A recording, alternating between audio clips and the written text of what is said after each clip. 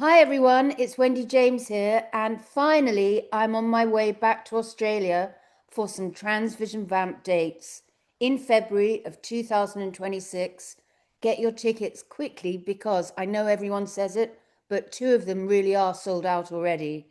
So it's going well and I can't wait to be there. And that follows on from our UK tour, which begins in October.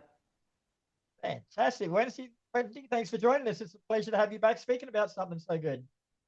I know I didn't expect that we would be talking so quickly after the last one, but here we are. Nice to hear. Now, as you say, Transvision Vamp returned to Australia for a headline run for the first time 27 years next February for a run starting in Brisbane on the 12th. Yeah. Then you hit Sunshine Coast, Newcastle, Sydney, Melbourne, and Adelaide, and finish Perth on February the 21st. So, firstly, how does it feel to be finally coming back in a while? I can't even tell you how excited I am because, of course, some of my favorite memories of the Transvision Vamp years are the Australian tours because you guys just went so crazy for us. And a lot of the footage that you see this year, I've released some singles. Well, actually, at the end of last year onwards, I released some singles from my 10th album, and the footage that I've chosen to accompany the new singles from my new album is a compilation of all the worldwide touring that we did. And you'll see some of the crowds going nuts and at a record signing, and that's in Melbourne for sure. Because I remember the girl that's in there screaming at the camera and pointing at the camera, and she actually made your 10 o'clock news by screaming that we were bigger than the Beatles.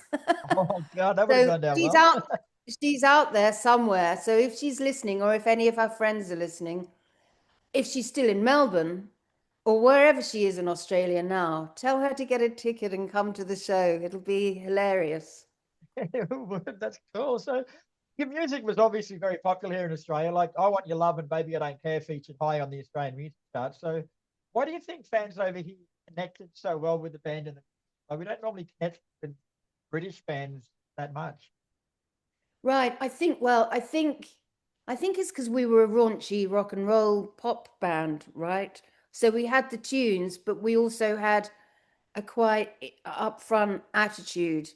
And as far as I can tell from the audiences in Australia, that's what they really, obviously, everyone loves the scream of Baby I Don't Care and the melodies and everything. But I think they also really loved the attitude that we came with. Because at that time, we were playing people who are now in their middle ages. They were then 17, 18 years old. And just the same way that for me, my backdrop was the Clash. I think for a whole generation of people, especially in Australia, their backdrop, their soundtrack was Transvision Vamp. And for girls and guys, I just think the what my wildness, which I still have everyone, so it's still going to be crazy when we gig in February. But in fact, it would be awesome if the riots could be even bigger this time. But I just think the attitude connected as well as the pop music. Is this actually a proper band reunion for Transvision Vamp, or is it just a run of shows and that's it? What do you mean? What from now on I will be Transvision Vamp? Oh, well, is the band actually getting back together? Will there be more albums, or is it just a tour sort I of was thing? wondering that the other day because I am going to write an 11th album, and I was actually wondering, is it now a Transvision Vamp album or is it a Wendy James album? I haven't crossed that bridge yet. I haven't. Let me get to Australia, do Transvision Vamp, and see how it's, you know, I feel like it could be something that's ongoing, yes. Nice, nice. Now, you mentioned before that you've still got that same attitude and that same spark as you had back then, but the logics of it is it's like 30 years later, we're all, or not all as agile as we used to be. So, what can Right. we expect from your live show this time around? Is it still going to be as full on? Well, obviously we're going to play all from Bad Valentine right through to The Only One and Tell That Girl to Shut Up. All those songs will be in the set, but also I have written in this period of time some really hardcore, great rock and roll pop songs as well. So, and the band are dynamite musicians. So I actually think there's a high probability that it'll end up being one of the best shows people have seen and heard, um, irrespective of their treasured memories of the first time with Transvision Vamp. I'm bringing the goods with me, fully locked and loaded, real hardcore. And when I say hardcore, I don't mean hardcore music, as in hardcore, but real incredible musicians. Um, Not just people that can hold down a 4/4 beat and play three chords. They're monsters. They're killers.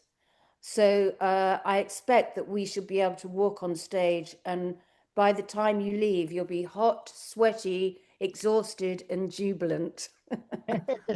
Nice.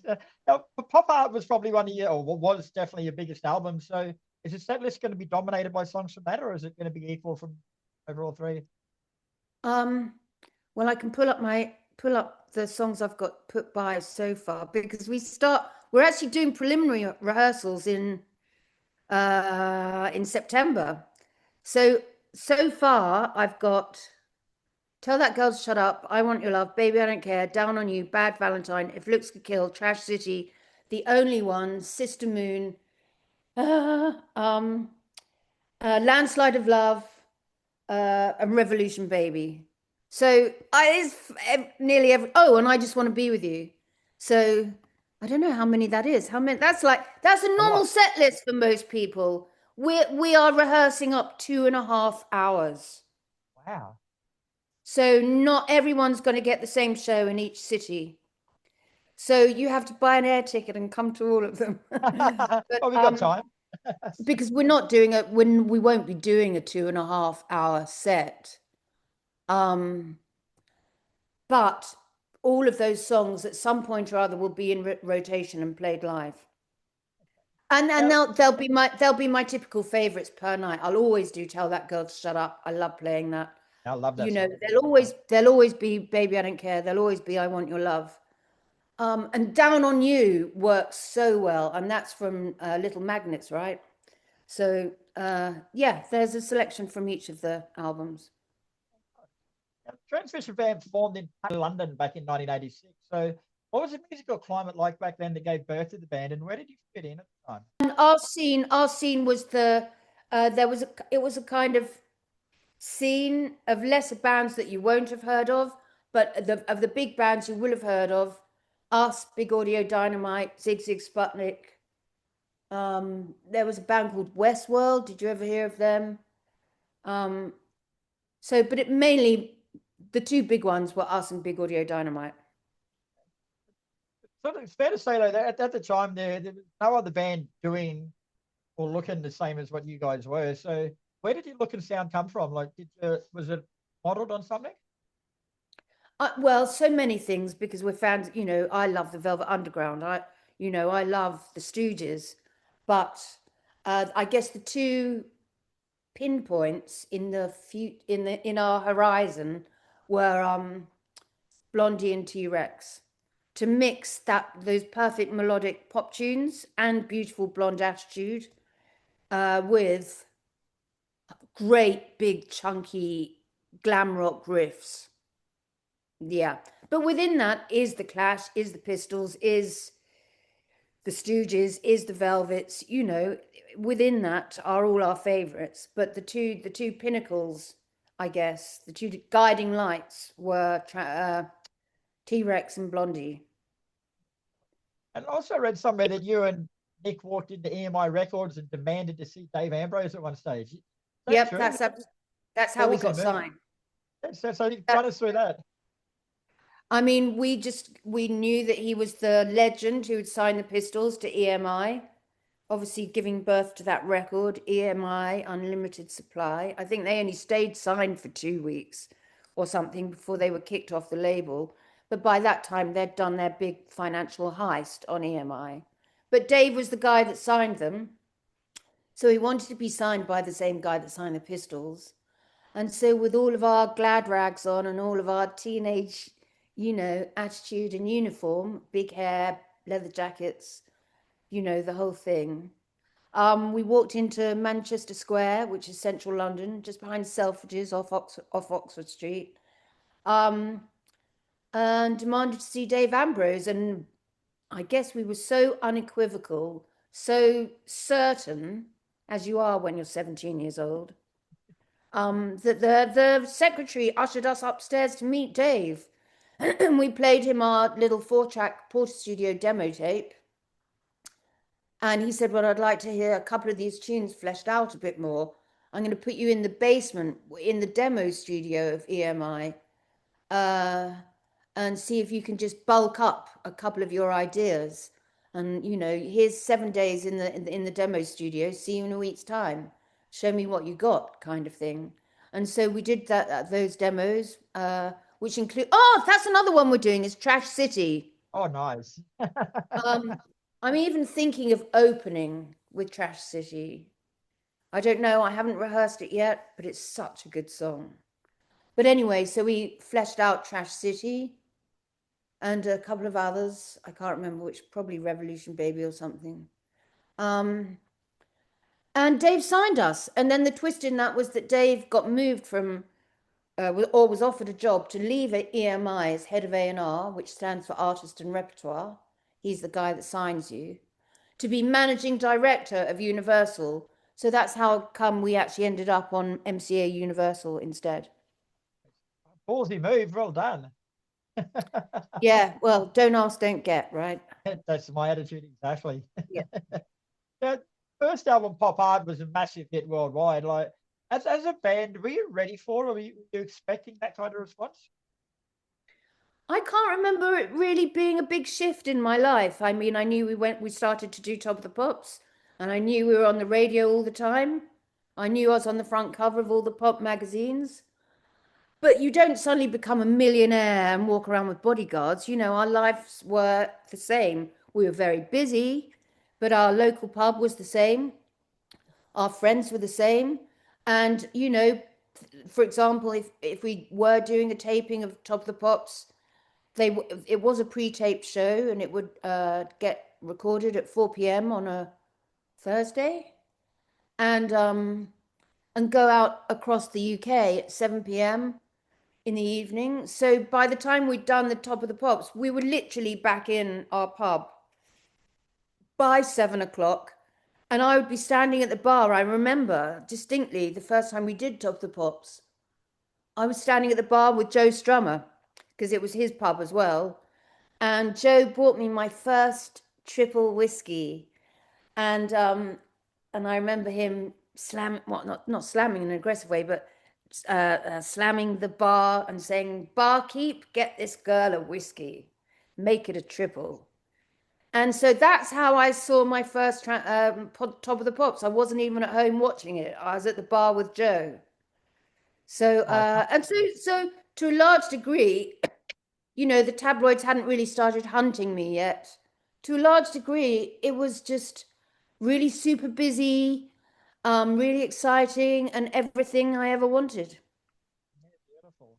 Now, aside from Transvision Vamp's music was great, but another big part of your success was, of course, was you and then the way you came across. Like, was that all natural, or was there a plan to use that appeal as part of the marketing?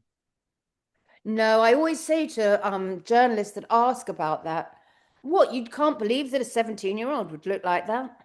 I mean, because all of my friends look like that. You know, we'd been influenced directly by Madonna and Desperately Seeking Susan just a few years before. So of course we're walking around with tons of tons of I attitude, swear, go for your life. tons of attitude, you know, crazy makeup, big hair, pink tutus and boots and leather jackets and, you know, whatever you could find in thrift stores, really. You know, we were the progeny of Debbie Harry and Madonna. So just, I know I got famous, but my girlfriends looked exactly the same. You know, we would go out clubbing looking like that. Wow. It wasn't like that in Australia. Trust me. But I bet it was after I came. It was. I've even seen posts by people on Facebook saying that they're dusting out their pink dresses to come to your show and stuff That's like that. So right. Well, tell them, so am I. No, now, we spoke about this a little bit before, but you've also got a solo career since you left Transvision Vamp, and the 10th solo album, The Shape of History, came out last October. So how was that received? Well, it went to number 16 in the indie charts and number 37 in, I got back into the top 40. How about that? Congratulations. Um, so, and it got very good reviews. And of course, I've I've really evolved since those early days when I was a teenager full of attitude and raw talent. Now I've become a producer and a songwriter, very much in my own right. And again, the musicians I work with give me they deliver me great playing. And I've really enjoyed my musical life since Transvision Vamp and up until now. So I guess everything's merging. It seems it's so unthought out. It's just kind of happening. Actually raises a good question. Like the you back then when Transvision Vamp was around, and the you now are polar opposites, like in a lot of ways. But is it going to be easy for you to tap back into that 17-year-old full of attitude again? But I'm worse than I mean, worse as in good, as bad as in good. I'm more than I was then. Because, of course, once you've been around the block a couple of times, you really don't give a F. Of course. And so I come now with more skills, more experience, more attitude, and undiminished fearlessness. So life has not extinguished my natural self. Good to hear. Good to hear. Well, Australian audiences can judge for themselves next February when you do a massive tour. Tickets available through Destroy All Lines. One Yeah. show is sold out, another one's close to selling out, so don't leave to the last minute. And also you can VIP. I'm setting up VIP, which you do through my website, thewendyjames.com/store. And you can come and VIP, which means you'll get entrance to the sound check, get your stuff signed, have first dibs at the merch table, do photographs, hang out for a little while before you go away and come back. You have to buy a venue ticket as well. That's mandatory. But you can come and VIP with me as well. And I think stay tuned because there'll be even more news about extra shows, possibly. Let's see how it goes. I know that Adelaide needs to up its game, and I know that Newcastle and the Sunshine Coast need to catch up with Melbourne, Sydney, and Brisbane. Right. Well, the good thing is Sunshine Coast is only an hour from Brisbane, and Brisbane sold out. So anyone who missed out on Brisbane can Good just go point. Yes, everyone come to all of them. No worries, Wendy. Well, it's been an absolute pleasure speaking with you again, and looking forward to catching up when you come over in February. Thank you. And so, Australia, I'll see you in February.